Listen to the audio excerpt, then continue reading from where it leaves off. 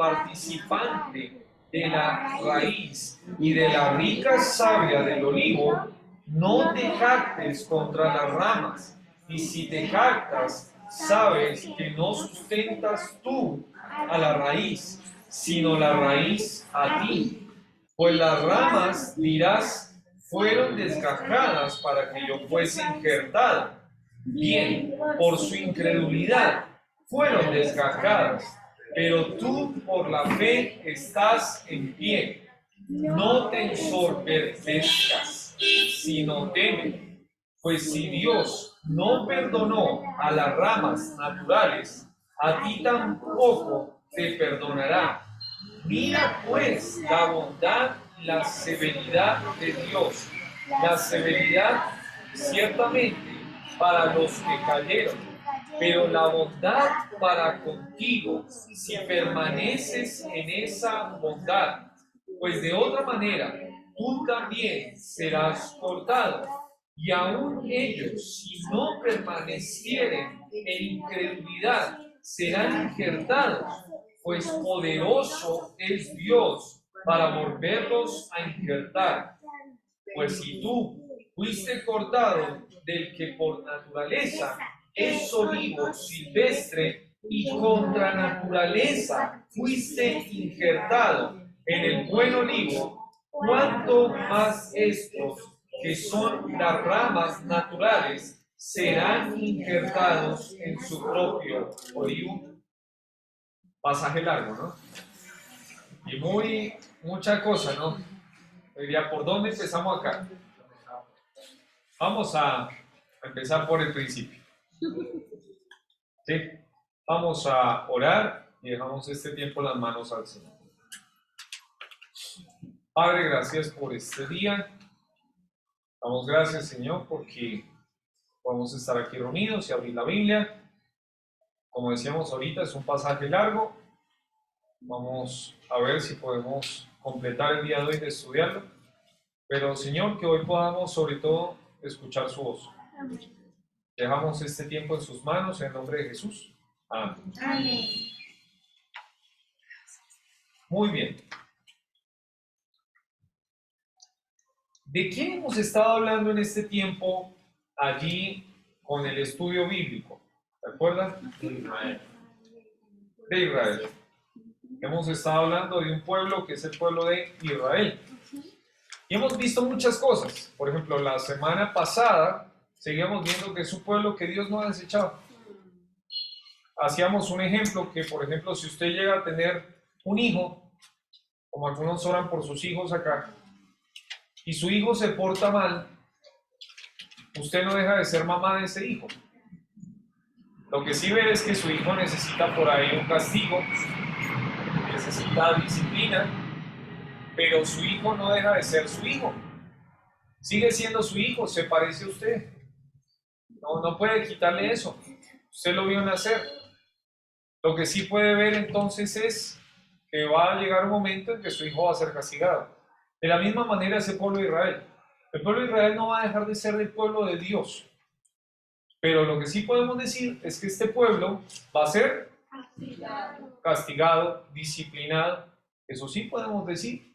Pero que haya sido desechado, como uno llega, no sé si a ustedes les pasa, uno a veces tiene un montón de papelitos en el bolsillo. Y uno dice, ¿para qué tengo esto? Y uno llega y empieza a sacar cosas. Yo en la noche muchas veces hago eso. Llego y empiezo a meter las manos en el bolsillo y digo, ¿y esto?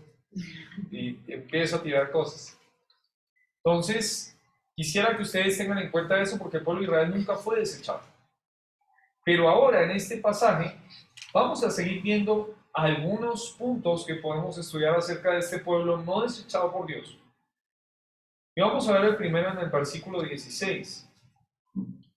Dice, si las primicias son santas, también lo es la masa restante. ¿Qué quiere decir esto? Vamos a ir al libro de Números, ¿listo? Libro de Números, capítulo 15. Libro de Números, capítulo 15. A ver quién lo encuentra. Números, capítulo 15. Y vamos a leer versículos 17 hasta el 21, por favor. Dice, una misma ley No. también habló Jehová. Siga, hermano Marcelo. También habló Jehová a Moisés diciendo, habla a los hijos de Israel y di, cuando hayáis entrado en la tierra a la cual os llevo, cuando comencéis a comer del pan de la tierra, ofrecéis ofrenda a Jehová. Hasta el 21. De lo primero que amaséis, ofreceréis una torta en ofrenda con la ofrenda de la era. Así lo ofreceréis. De las primicias de vuestra masa, daréis a Jehová ofrenda por vuestras generaciones. Muy bien. En este pasaje vemos que el Señor le dice a Moisés que hable al pueblo de Israel y que le diga que cuando entren a la tierra a la cual ellos acaban de entrar, o van a entrar porque todavía no han entrado, dice que cuando comiencen a comer del pan de la tierra, tienen que ofrecer ofrenda a Jehová. De lo primero que ellos van a amasar, tienen que ofrecer una torta en ofrenda, como la ofrenda de la era, así lo ofreceréis, de las primicias de vuestra masa. Entonces, ¿cuál es la idea? Ellos llegan a la tierra y cuando lleguen a la tierra y empiecen a comer del fruto de la tierra, tenían que hacer una torta, pero tenían que hacer primero una masa y de la masa sacaban para hacer una torta y esa torta se le entregaba en ofrenda al Señor. Entonces, vamos otra vez a Romanos y teniendo eso en cuenta, mire lo que dice ahí el pasaje.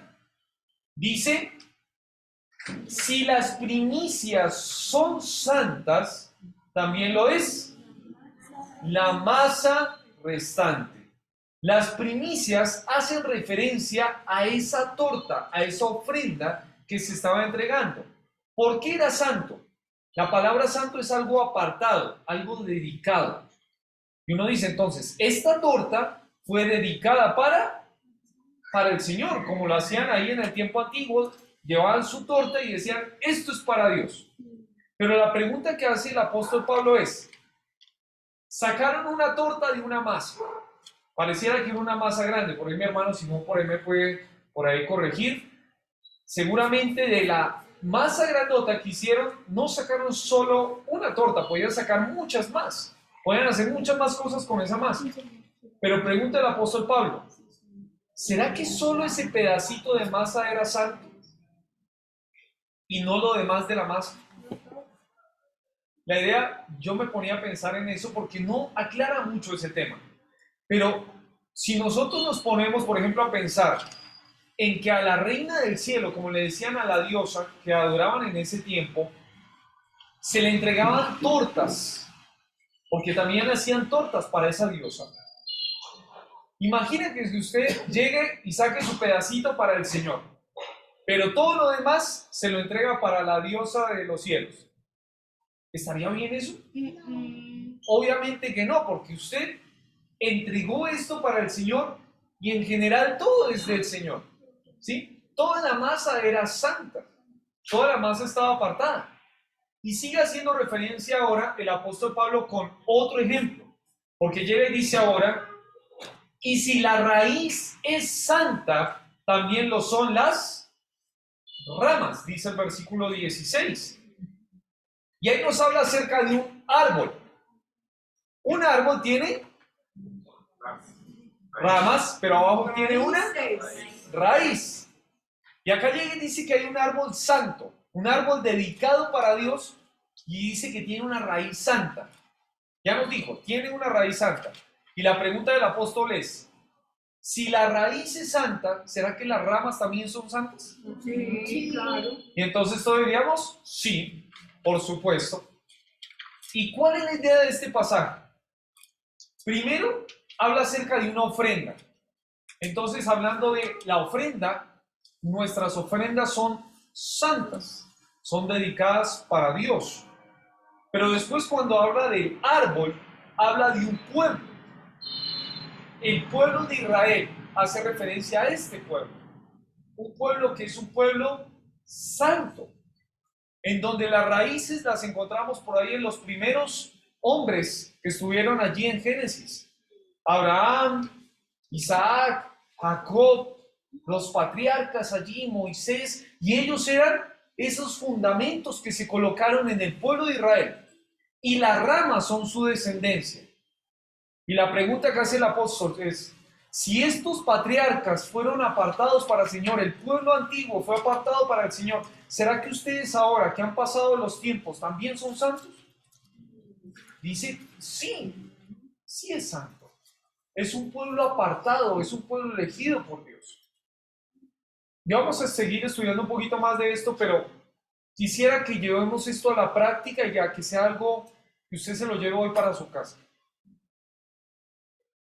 Primero, yo puse aquí, el pueblo de Israel de antes, pero también el de ahora es un pueblo santo.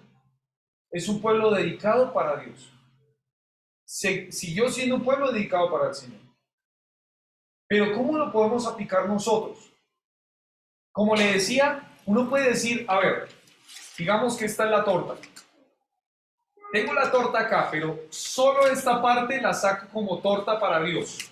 Lo demás es masa.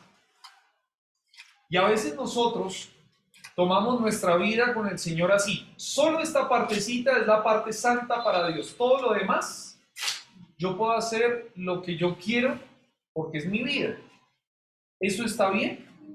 No. Si la ofrenda es santa, toda la masa es santa. Yo no puedo llegar y decir, a ver, los domingos soy santo, pero de lunes a sábado no lo soy. Eso no se puede.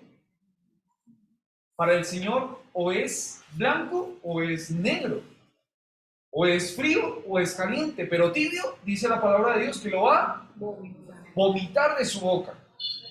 Ah, no, es que yo solo en la iglesia escucho música cristiana, pero fuera de la iglesia me escucho mi reggaetón, mi salsa, mi vallenato y cualquier otro tipo de música que no agrade al Señor. ¿Eso está bien? No, porque en la vida cristiana no debemos sectorizar la santidad. La santidad debe ser en toda nuestra vida, en lo que hablamos, en lo que pensamos, en nuestros programas de televisión, en el celular, en la ropa que vestimos, en todo. Debemos ser un pueblo santo. Es verdad, ofrecemos ofrenda al Señor, sí, y esa ofrenda es santa, amén. Pero todo lo demás es santo, también.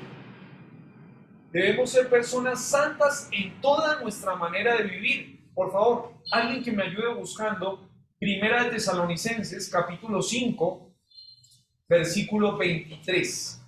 Primera de Tesalonicenses 5, 23. El que lo tenga, por favor, abre su Biblia y me lo dice. 5, 23. Absteneos de toda especie de mal. Primera de Tesalonicenses 5, 23. Y el mismo Dios de toda especie de mal, ¿no? Y el mismo Dios de paz os santificó por completo, y todo vuestro ser, espíritu, alma y cuerpo, sea guardado irreprensible para la venida de nuestro Señor Jesucristo. Estaba leyendo usted, mi hermana, el 22. Era el 23, era el que seguía. Pero tranquilo. Es que ahí se confunde el 2 con el 3. Pero tranquila. Dice, el mismo Dios de paz os santifique, ¿cuánto? Por completo. No es una partecita, es por completo. Todo vuestro ser, espíritu, alma y cuerpo sea guardado irreprensible para la venida de nuestro Señor Jesucristo. La medida para el cristiano es la santidad. No en una partecita chiquita. No es solo cuando yo vengo a la iglesia. Es en todo momento.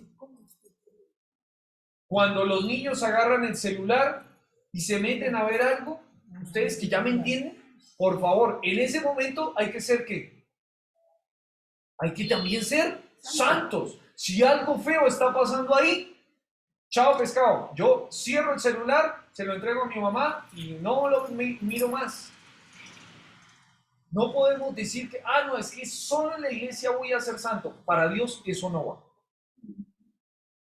Eso es ser, perdón la expresión, eso es ser hipócrita. No, acá en la iglesia entonces sí me comporto como cristiano, pero afuera es donde más nos ven que somos cristianos, si es que somos cristianos. ¿Y algo más?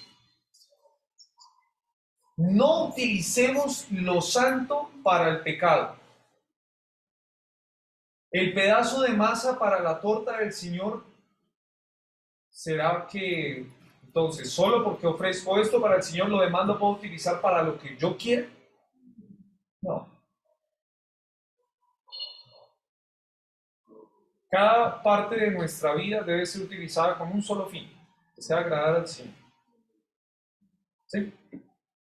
Entonces, primer punto, un pueblo santo. Pero vamos a seguir leyendo y ahora leemos el 17. Versículo 17 dice: pues si algunas de las ramas fueron desgajadas y tú, siendo olivo silvestre, has sido injertado en lugar de ellas y has sido hecho participante de la raíz y de la rica savia del olivo. Y ahí empezamos como a complicarnos. ¿Qué quiere decir? ¿Sí?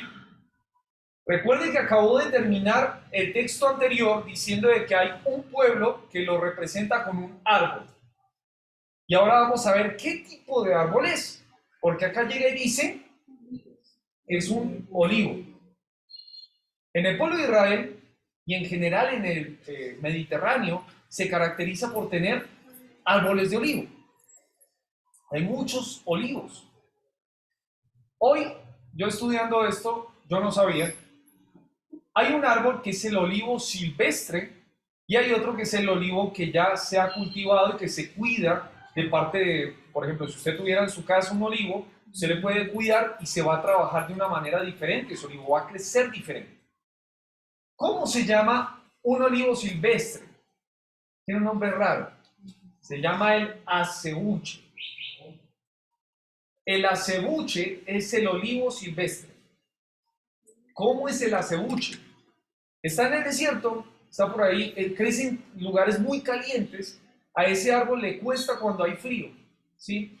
En esos lugares donde crece poco, no crece mucho. Algunos dicen 8 metros, otros dicen 5 metros, depende, ¿sí? Es un árbol que no crece tanto. Ahí salen las aceitunas, no sé si ustedes han comido las aceitunas, salen del olivo, pero del acebuche salen unas más pequeñas, es mucho más chiquito. Es un árbol que vive mucho tiempo, vive más o menos 100 años. La mayoría de gente le gusta que en los lugares desérticos en donde hay falta de árboles se cultiven los acebuches. Pero cuando ya se cuida por una persona, ese árbol empieza a crecer diferente y empieza a tener más fuerza en la madera que crece allí, ¿sí? Empieza a crecer y llega a crecer hasta 15 metros. Mide mucho ya. Cuando lo cuidan bien, crece mucho. Da frutos grandes, dan aceitunas. Y ahí sacan el aceite de oliva. ¿Sí? Es un árbol muy, muy codiciado porque en el tiempo antiguo el aceite era algo que se vendía muy caro. ¿Sí? Entonces, todo esto, teniendo eso en cuenta, leamos el versículo. Dice, si algunas de las ramas de ese olivo, que es el pueblo de Dios, fueron desgajadas. ¿Se acuerda que las ramas habíamos dicho que no son las raíces, sino lo que ya está arriba?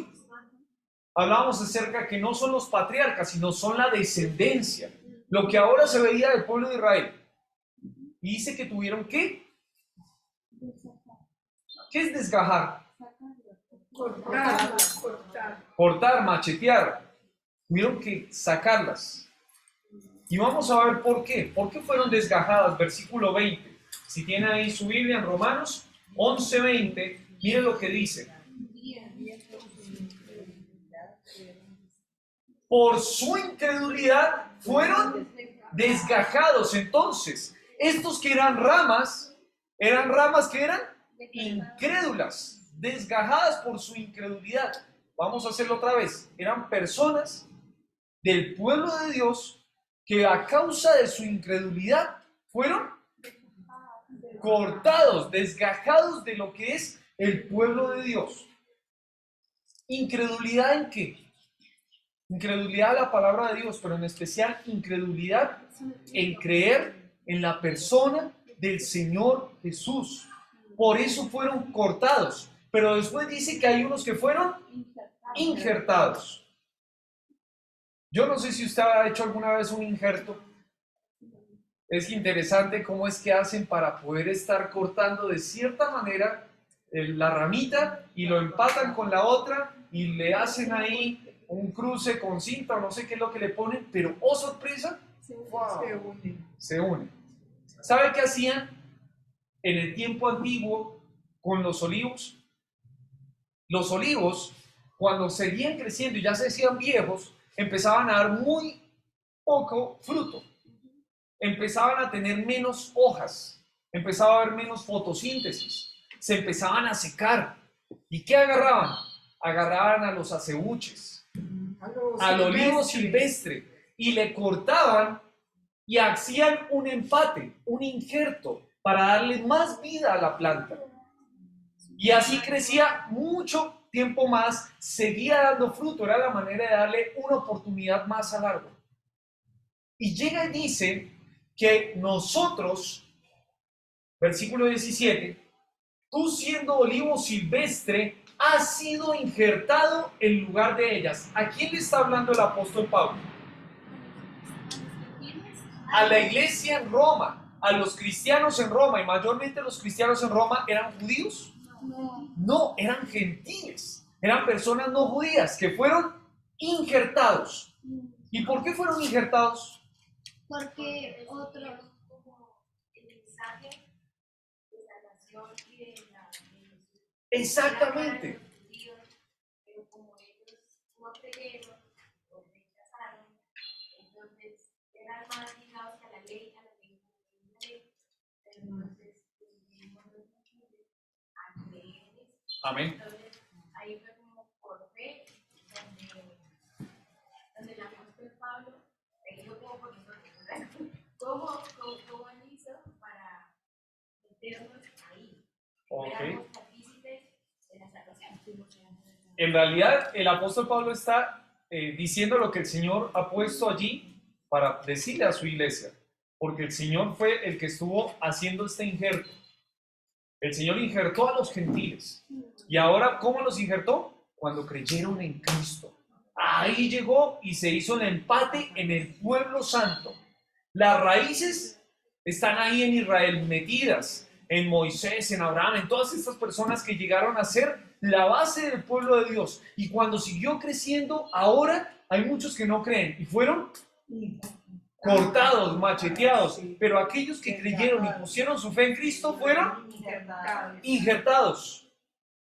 Y teniendo esto en cuenta, llega y dice, y ha sido hecho participante de la raíz y de la rica savia del olivo.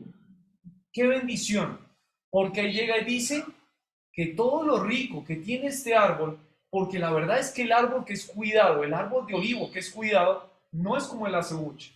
El acebuche no crece, está ahí con frutico chiquito, llega hasta cierto momento, pero ahora puede ser partícipe de toda la riqueza del cuidado del que es dueño de este árbol. De todo lo que es rico Israel, yo puedo ser parte, porque ahora también soy pueblo de Dios. ¿Sí? Las bendiciones que Dios trajo para su pueblo, ahora las puedo tener para mí. No puedo decir que en todos somos iguales, porque hay pasajes bíblicos que en la escritura son directamente para el pueblo judío. Pero el pueblo de Dios es siempre un pueblo bendecido. Es un pueblo que puede pensar en que no está solo en este mundo, sino que hay un Dios que lo está cuidando, como este árbol de olivo. ¿Sí? Todo el cuidado del pastor, toda esa bendición de tener la riqueza de un pueblo que ha sido de tanto tiempo ahí, luz para el mundo, y ahora nosotros también podemos ser luz en el mundo. Son muchas cosas, pero la idea es podemos ahora ser parte tanto del pueblo de Dios como de las riquezas de este pueblo. Sigamos viendo, y ahora en Romanos, después de que vemos de que este es un pueblo santo, y luego de que es un pueblo parte, y también cómo podemos ser parte de este pueblo y ser parte de las riquezas de este pueblo, dice ahora el versículo 18, lo que le digo, hasta donde lleguemos y ahí terminamos, ¿sí? Versículos 18, 19 y 20 dice: no te jactes contra las ramas, y si te jactas, sabe que no sustentas tú a la raíz, sino la raíz a ti. Pues las ramas, dirás, fueron desgajadas para que yo fuese injertado. Bien, por su incredulidad fueron desgajadas. Pero tú, por la fe, estás firme. No te ensoberbezcas, sino entende. La soberbia contra el pueblo. Algunos comentaristas hablan acerca de esto y dicen de que la iglesia empezó a hacerse grande y a decir, los judíos no son pueblo, nosotros somos el pueblo. Y cuidado, porque la raíz de este árbol, ¿se acuerda quiénes eran? Estos hombres que Dios puso en el pueblo de Israel, patriarcas, el pueblo antiguo. Pero ahora usted y yo no podemos decir, no, yo soy el pueblo de Dios y no tengo nada que ver con ese pueblo. No, fuimos injertados. Somos bendecidos con la misma savia del olivo. Esos pasajes bíblicos que leemos en Génesis, en Éxodo, tanto que hay que decir de este pueblo y que anima tanto nuestro corazón cuando leemos Salmos, cuando leemos Proverbios. Uno dice, esto fue para el pueblo de Israel, pero yo soy bendecido también con esto. Qué bendición que es poder tener eso mismo que ese pueblo es bendecido. Pero acá llega y dice, cuidado con que yo me empiece a jactar. ¿Qué es jactarse? Gloriarse. Yo le tengo acá una definición. Jactarse significa rebajar, alardear, decir cosas exagerando una virtud en detrimento de otra persona o otra cosa, lo que resulta en conclusiones incorrectas. Uno que hace esto degrada algo sin justificación y se jacta respecto a algo con una falsa superioridad. Es decir, yo soy mejor que ustedes y ustedes son malos, ¿no? Usted no me llega a mí ni acá. Cuidado, porque la palabra de Dios habla acerca mucho de la soberbia. La soberbia en la palabra de Dios es creer algo que yo no soy. Cuando uno habla acerca de humildad, la palabra humildad es lo contrario a la soberbia, al orgullo. La soberbia es un poquito más alto que el orgullo, pero ya se fue un poquito más allá. Pero la idea de humildad es entender quién soy yo y entender quién es Dios. Es entender quién son las personas y quién es Dios. Es tener un correcto entendimiento de quién soy yo. Y mis hermanos, mis hermanas y las personas que están aquí, yo soy un pecador. Redimido por la gracia, pero soy un pecador. Soy una persona que tiene muchos errores, que le sigue costando muchas cosas. Eso le puede decir de mí. Le puede decir de mí cómo era yo antes y ahora lo que soy. Te puedo decir la bendición que tengo de tener una familia. Pero no puedo decir, oiga, ¿sabe que Juan David es el mejor maestro de la Biblia? Juan David, no sé, si me voy a algún barrio en donde no tienen mucho dinero, no, ¿sabe que mire, yo soy mejor que usted? Eso no puedo decir. Yo tengo que entender quién soy yo, pero también quiénes son ustedes. Incluso la palabra de Dios me manda a tenerlos ustedes como superiores a mí mismo. En Filipenses dice eso. A doña Magda, por ejemplo. Doña Magda es una dama que ha venido acá a la iglesia. Merece todo el respeto por ser la dama que viene aquí, que nos visita, que trae a su nieto, que vino de Venezuela. Es una dama que Dios ha mandado a su hijo a morir por usted en una cruz. Y ahí entiendo quién es usted. Una amada por Dios. ¿Sí? Y entendiendo esto, también entiendo quién es Dios. De que yo no soy más alto que Dios. Que no puedo definir cosas como Dios las hace. Y que debería cada día de mi vida pedir la guía del Señor, porque yo no sé por dónde ir. Pero Él sí sabe por dónde ir. Y entonces el pueblo al que les está hablando ahí, el apóstol Pablo, la iglesia, pareciera que estaba dejando a un lado lo que era el pueblo de Israel.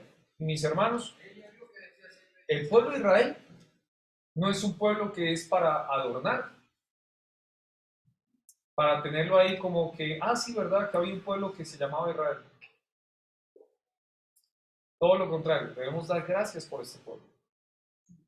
Un pueblo que nos trajo bendición a nosotros, un pueblo que de ahí nació el Mesías, de ahí nació Cristo. Solo unos detalles más en este versículo, mire lo que dice en este pasaje. No te jactes contra las ramas, y si te jactas, sabe que no sustentas tú a la raíz, sino la raíz te sustenta a ti. Espero que ya pueda entenderlo un poco mejor. Pues las ramas, dirás, fueron desgajadas para que yo fuese injertado. Ellos decían eso. Bien, dice Pablo, por su incredulidad fueron desgajadas, pero tú por la fe estás en pie. Yo por la fe fui injertado.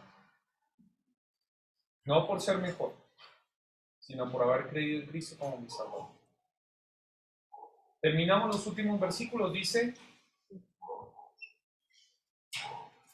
porque si Dios no perdonó a las ramas naturales, a ti tampoco te perdonará.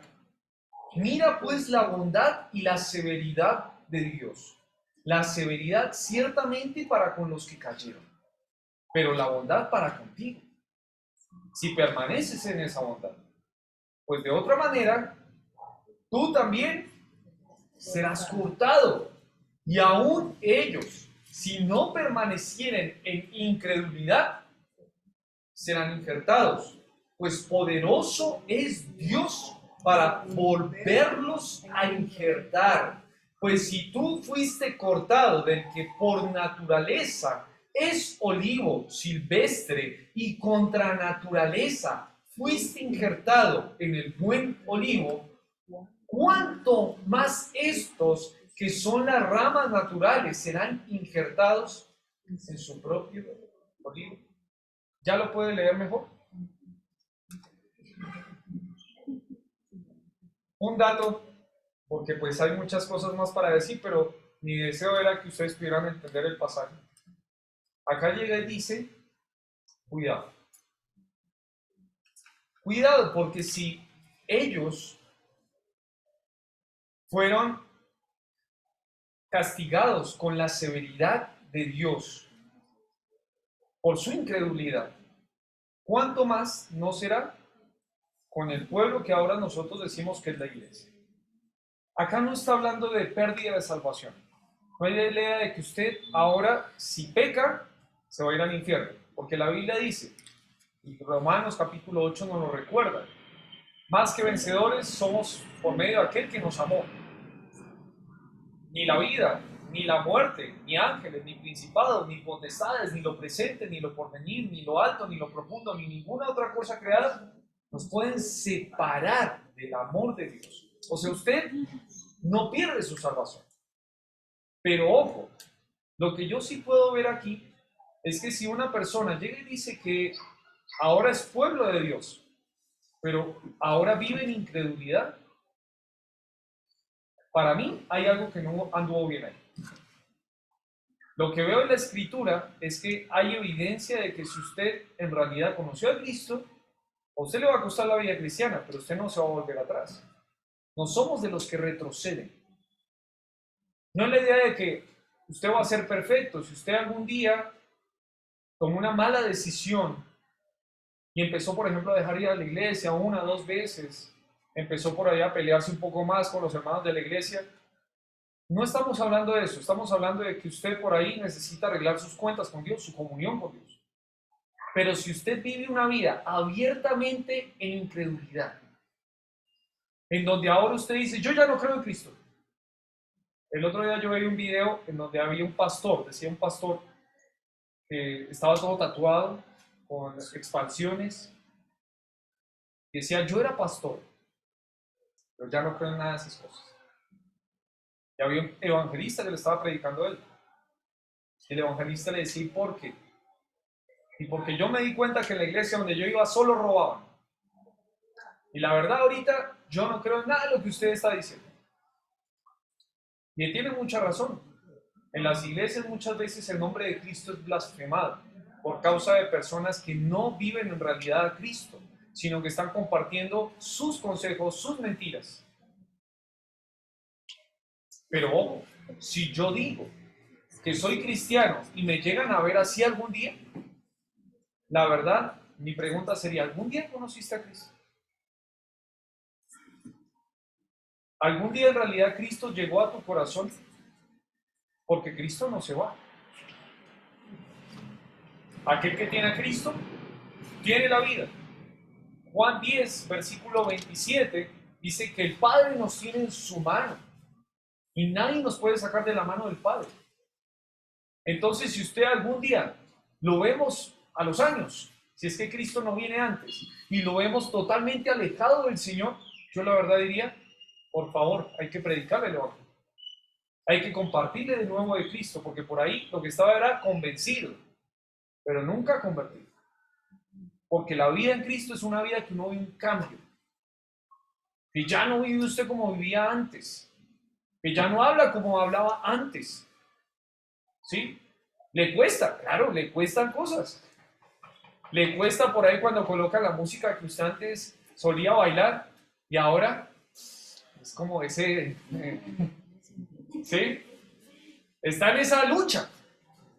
Que cuando por ahí llega y en los domingos que usted se ponía a ver partidos o se iba a la ciclovía y dice, uy, acá estoy en la iglesia y estoy sentado escuchando un sermón, usted se quiere parar e irse, está luchando. Pero otra cosa es que usted vive una vida abierta en pecado, abierta en incredulidad y entonces diría, ¿será que el Señor, el Dios de usted, lo va a tratar igualmente como Israel, con severidad?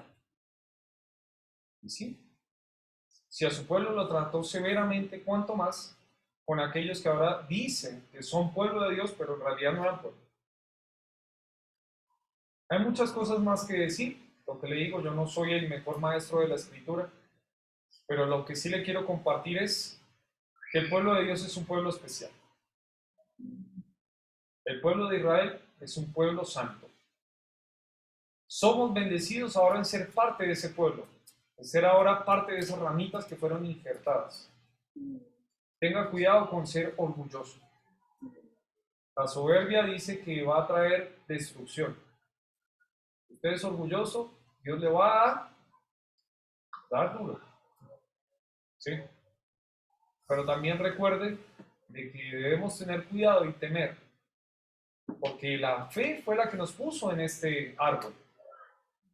Pero aquellos que son incrédulos, así como el pueblo de Israel, son cortados. Otra vez le digo, no es la idea de pérdida de salvación. Aquel que tiene a Cristo nunca va a dejar de creer en Cristo. Aquel que tiene a Cristo lucha contra el pecado, eso sí. Entonces vamos a terminar, vamos a orar, vamos a dar gracias a Dios por su palabra y terminamos con este. Padre, gracias por este día. Gracias, Señor, porque hemos podido estudiar su palabra y perdón por ahí si hay cosas todavía que me falta un poquito más de estudio. pero gracias porque usted es el que nos sigue enseñando, aún en nuestras vigilias en la noche. Yo pido, Señor, que mis hermanos puedan hoy irse recordando de que éramos un olivo silvestre, sin cuidado, sin ninguna esperanza por ahí de poder crecer, pero ahora hemos sido injertados en el buen olivo, el pueblo suyo, un pueblo santo, un pueblo que está lleno de riquezas por el cuidado de aquel que lo plantó. Damos gracias por el pueblo de Israel, que es un pueblo que nos recuerda a este olivo, las raíces, el tronco. Y rogamos para que sigamos orando por este pueblo que está perdido, por este pueblo que está con tantas cosas complejas allá ahora en su tierra, que como decía mi hermano Simón, no están haciendo bien en muchos sentidos, están dañando personas. Y pedimos, Padre, para que ellos puedan darse cuenta de que necesitan a Cristo, así como también los del pueblo de Gaza y todos los que están a su alrededor.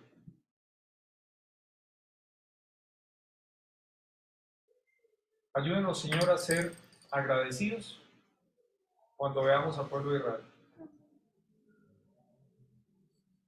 Gracias, Señor, por este tiempo.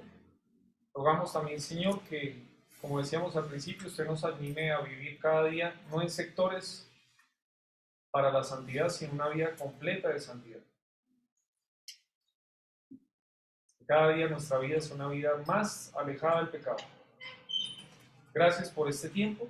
Dejamos el resto de esta noche en sus manos, al regreso a nuestras casas. Usted, por favor, nos guarde en el camino. También, Señor, pedimos por nuestros hermanos que no los vemos por aquí, para que, Señor, usted también esté orando en su corazón, en su familia, en este barrio, en nuestros vecinos. Gracias, Señor, por todo. En el nombre de Jesús. Amén. Amén. Muy bien, terminamos y vamos a dar unos anuncios el día viernes.